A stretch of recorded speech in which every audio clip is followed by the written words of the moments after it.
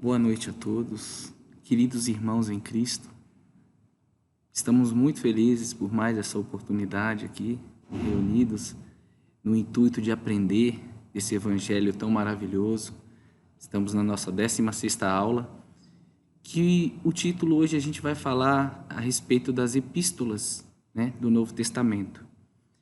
Mas antes da gente começar e já entrar no assunto, gostaria de convidar a todos que fechem seus olhos, acalmem o coração, os pensamentos e se conectem com a nossa pátria espiritual, agradecendo por mais essa oportunidade e pedindo auxílio para compreender e absorver todo esse ensinamento maravilhoso.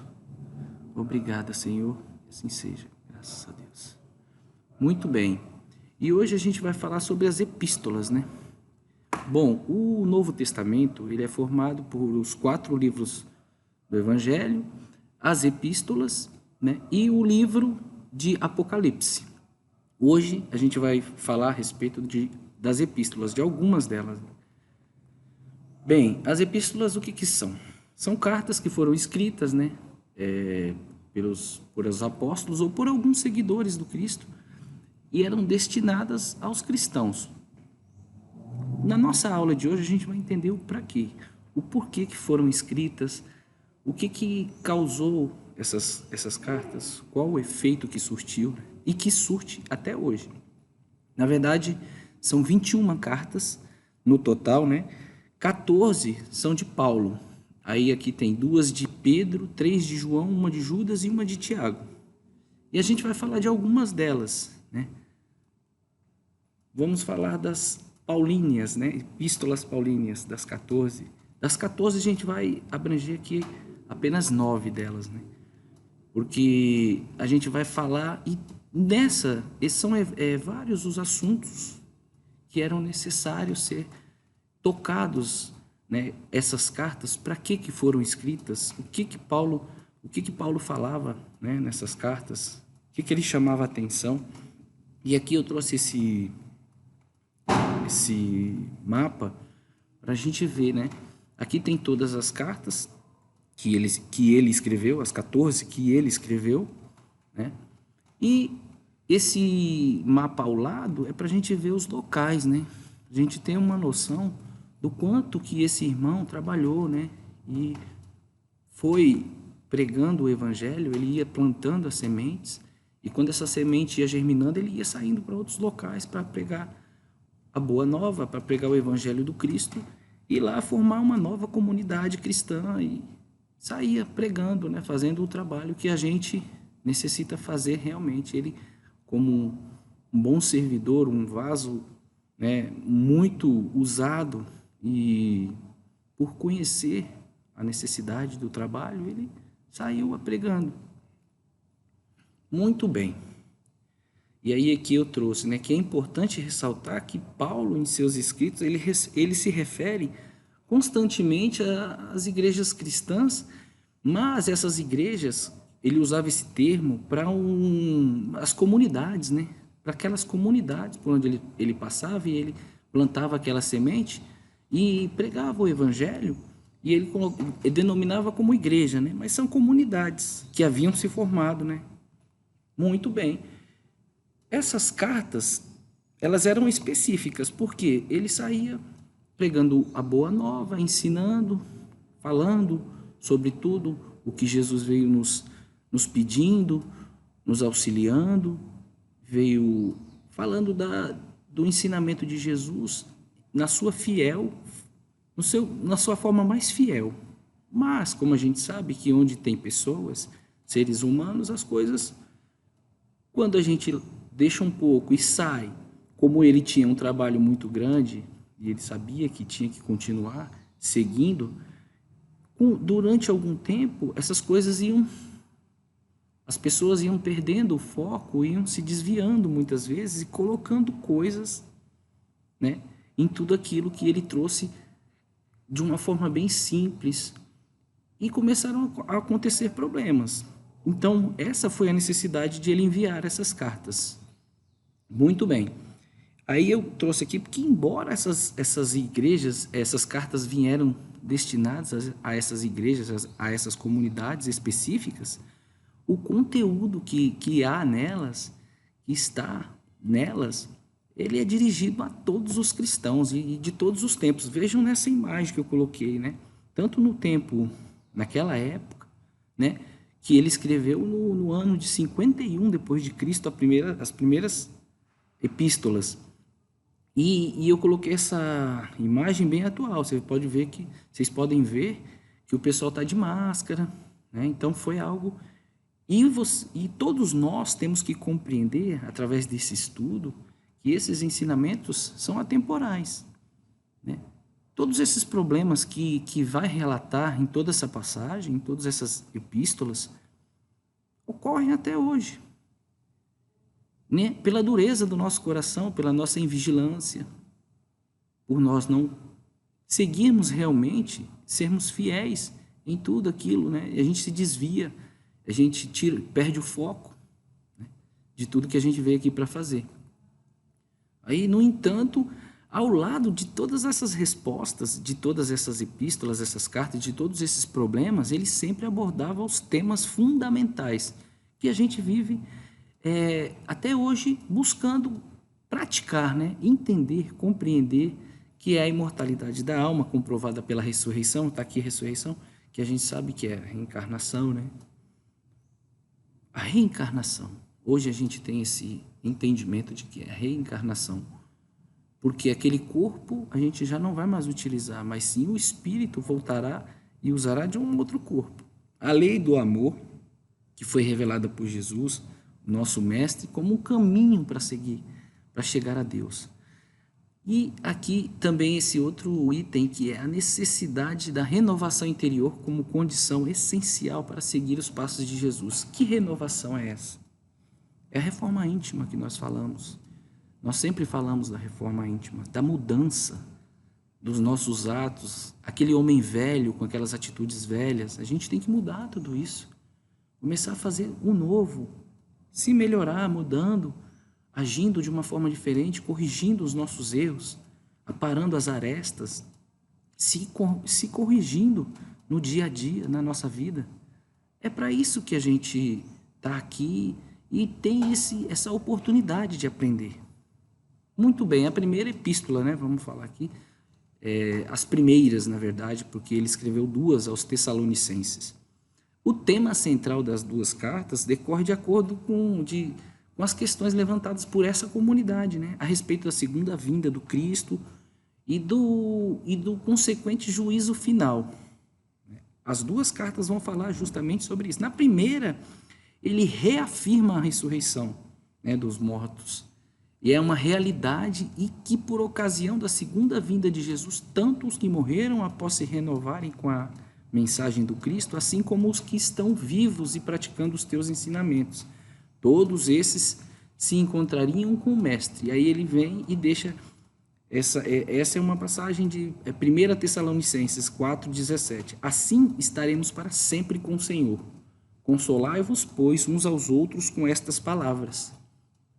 Para que isso, meus irmãos? Para que a gente entenda que isso aqui é uma passagem e que a gente tenha calma, né? Então ele saiu ensinando, e as pessoas daquela época, como até hoje a gente encontra pessoas que se encontram ainda perdidas, não compreenderam ainda o ensinamento de Jesus, que nada se acaba, de que aqui é uma passagem um curto tempo em que a gente tem que aproveitar e fazer as melhores coisas, seguindo os seus ensinamentos, praticando o amor, a caridade, a justiça, né? E tudo isso é o que ele vem nos ensinando, porque eles começaram a ficar se questionando e aí, para isso, houve essa necessidade de que ele fizesse essa primeira epístola.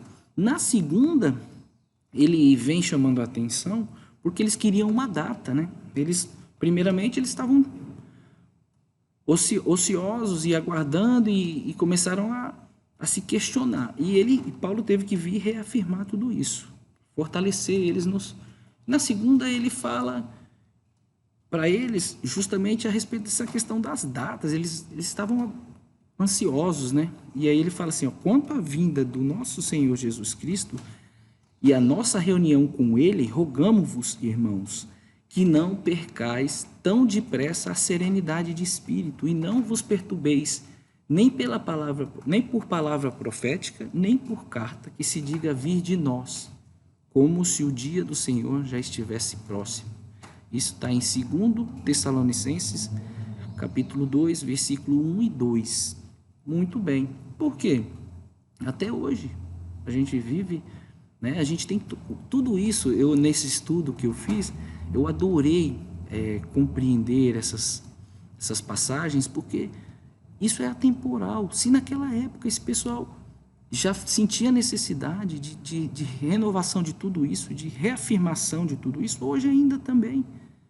Muitas pessoas ainda não compreendem, não têm essa fé raciocinada, não têm essa paciência, né, de entender, de compreender e de questionar, ora, como que isso vai se dar, né?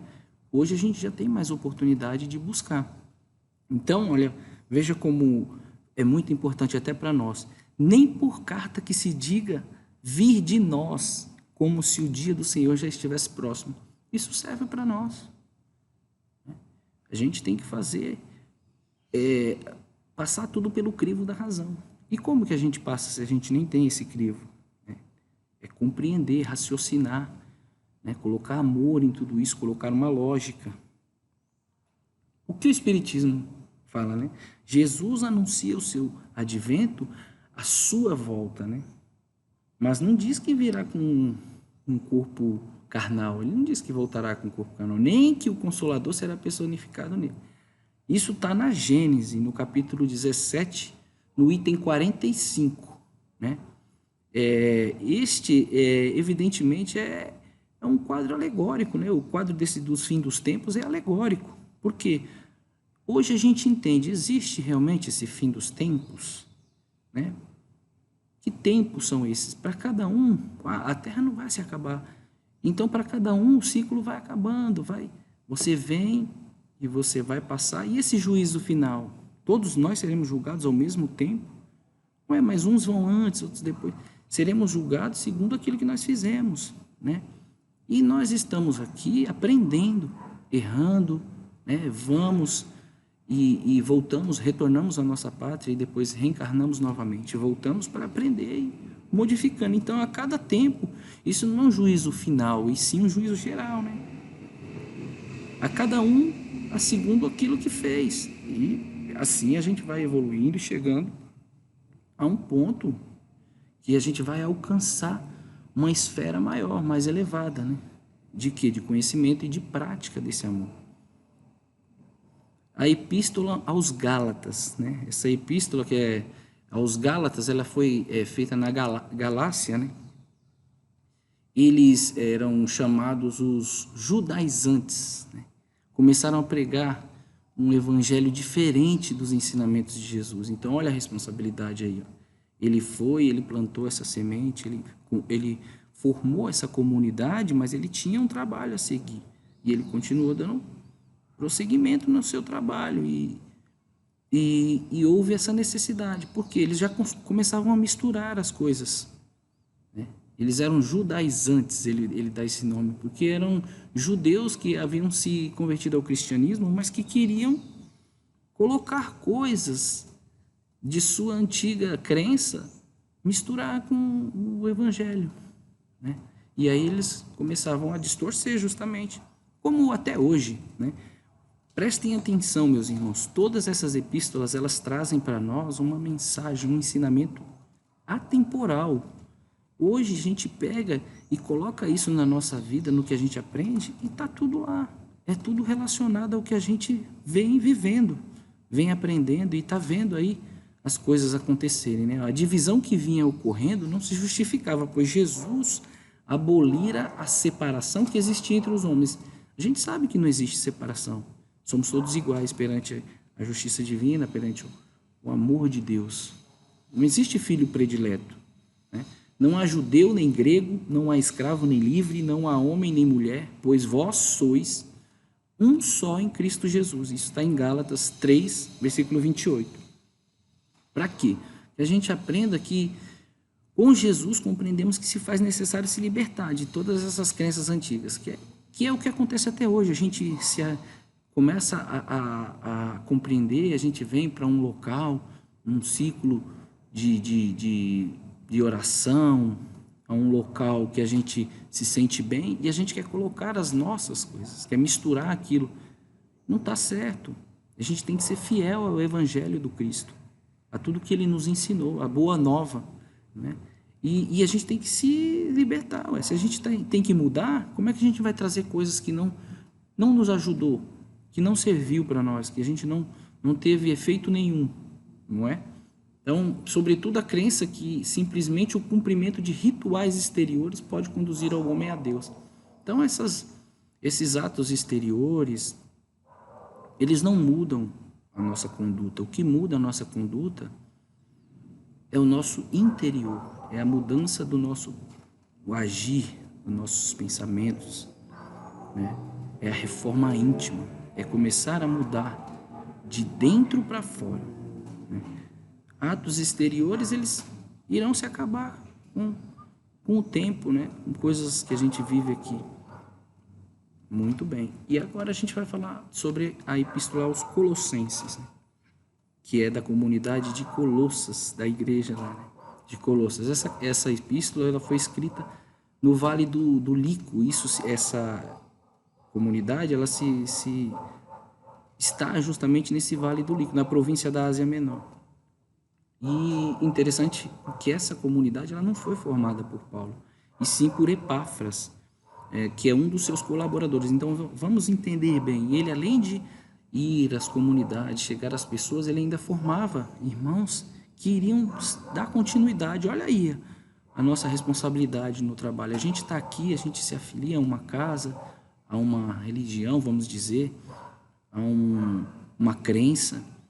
E o que a gente tem feito em prol desse amor, desse bem, desse evangelho que nos auxilia? Então aí está mais uma oportunidade da gente começar a compreender a nossa responsabilidade. E esse irmão, ele não mediu esforços, foi lá e formou essa comunidade, né? Mas, como em todos os locais onde se agrupam pessoas que precisam ainda se corrigir, também existia um problema lá, né? Que problema era esse? Os problemas eram variados. Em todas essas epístolas, em todas essas comunidades, os problemas eram variados. Nessa, eles sofriam a influência de elementos perturbadores que queriam o quê? Subverter o evangelho, né? E aconteceu o quê? Eles queriam mudar, misturando a lei mosaica, o evangelho, a uma série de crenças originárias do paganismo. Aí ele dá um exemplo aqui de culto aos anjos e às forças cósmicas, né? E a gente está sempre, é como o Espiritismo nos fala, voltando sempre ao Evangelho do Cristo redivivo, a simplicidade, né? E o homem sempre veio querendo colocar coisas de outras religiões, de outros ensinamentos que ele tinha e misturar com o Evangelho. E é o que a gente tem que fazer, é o quê? É estudar a simplicidade no cristianismo redivivo, a simplicidade de tudo isso, tirando tudo isso que o homem quis agregar a uma coisa tão perfeita. Muito bem. E aí ele fala aqui que eles começaram a querer misturar as coisas, a observância do calendário, das datas de festas, luas novas, também sobre regras alimentares. Será que isso existe até hoje? Vamos fazer um juízo, né, de consciência aí, vamos passar aí pela nossa razão aí. Será que existe ainda hoje? Né? Muito bem. E em relação àqueles que prosseguiam insistindo na necessidade desse cumprimento, ele veio e deixou uma advertência, né? Ele falou aqui, tomai cuidado para que ninguém vos escravize por vãs e enganosas especulações da filosofia, segundo a tradição dos homens, segundo os elementos do mundo e não segundo a Cristo. Isso está em Colossenses 2. no Colossenses, no capítulo 2, no versículo 8. Muito bem. Por quê? Porque a gente tem que seguir a Jesus, a sua simplicidade, os seus ensinamentos, sem misturar esse tipo de coisa. Ele fala até aqui, ó, te escravize.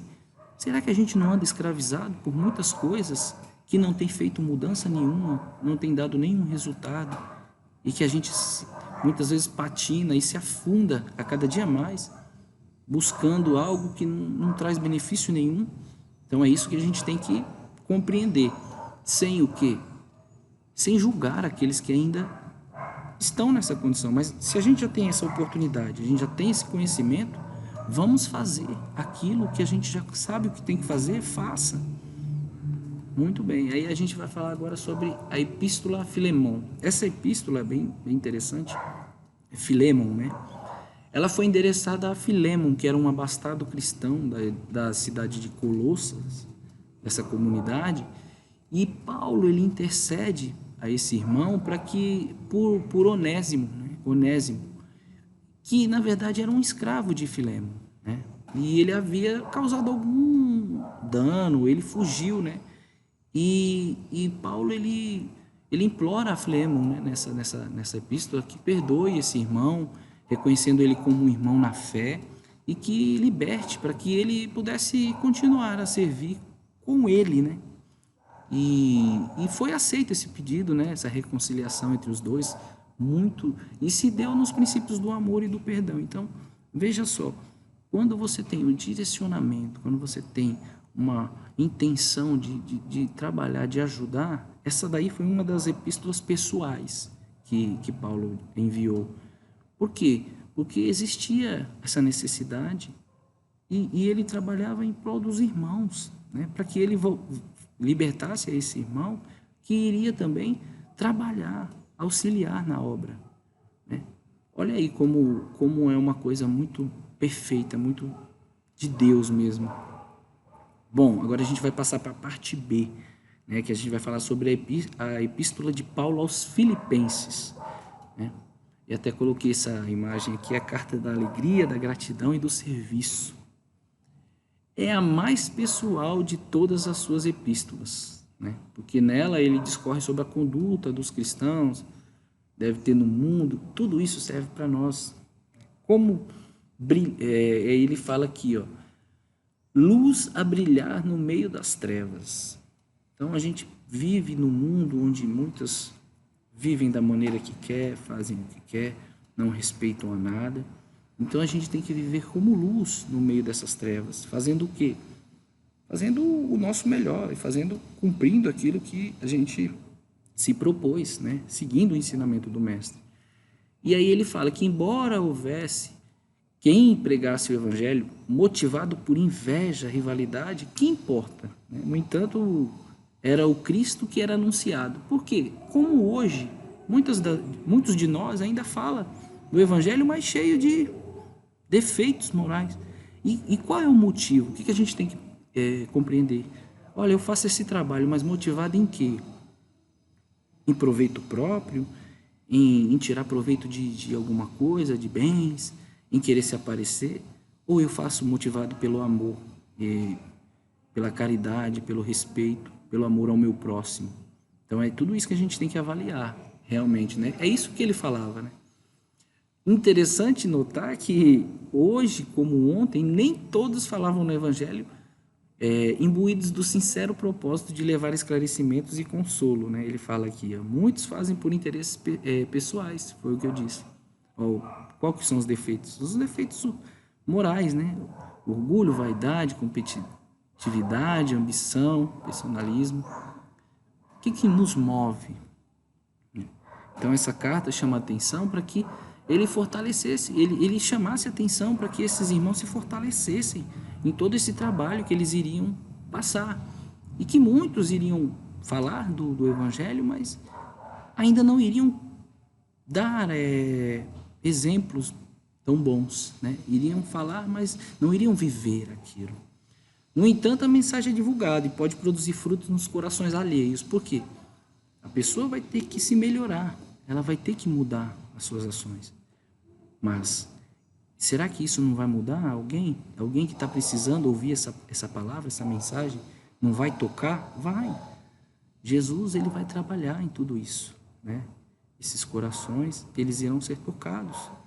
Por mais que aquele irmão que fale ainda não tenha, né, produzido frutos nele mesmo, né, na sua própria vida.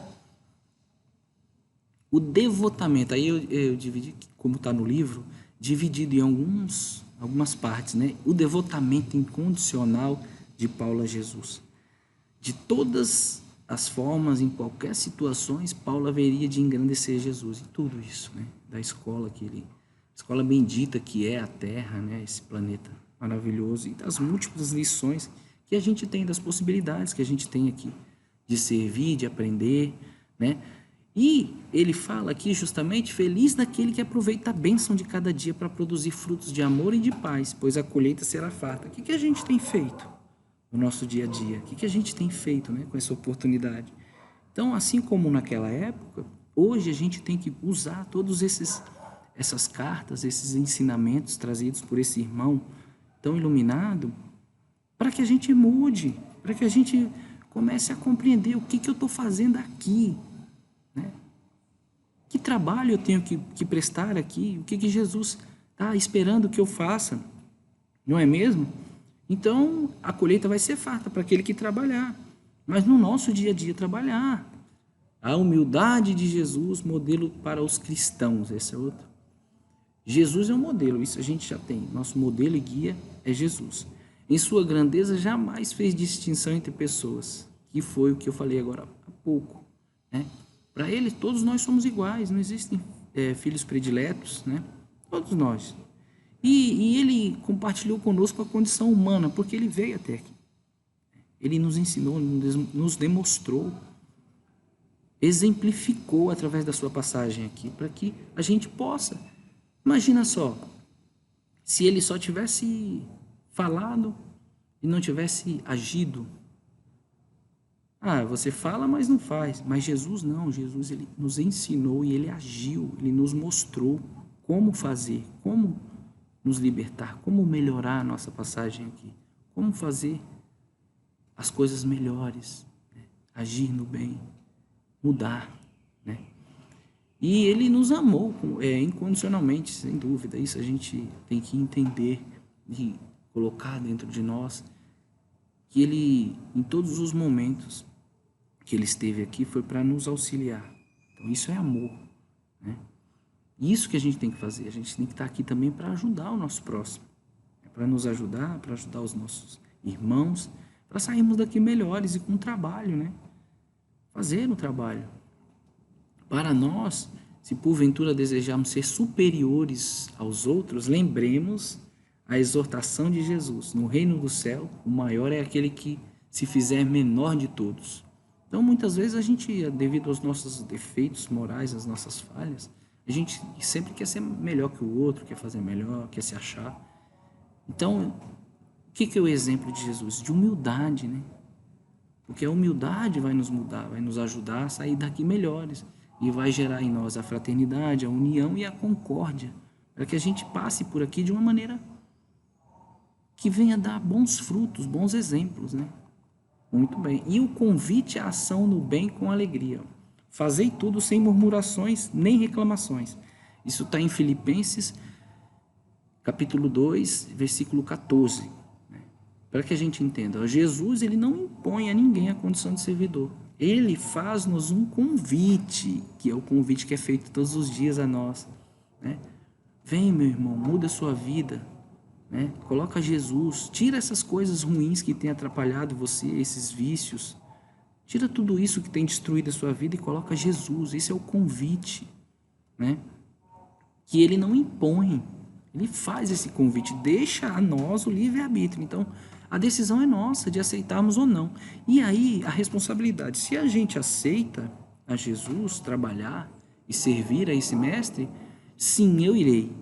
Que façamos com alegria e com amor, renovando a cada dia o nosso sim, para que o amor de servir presida-nos as ações. Então, às vezes, a gente tem que parar e analisar. Olha, o que eu estou fazendo?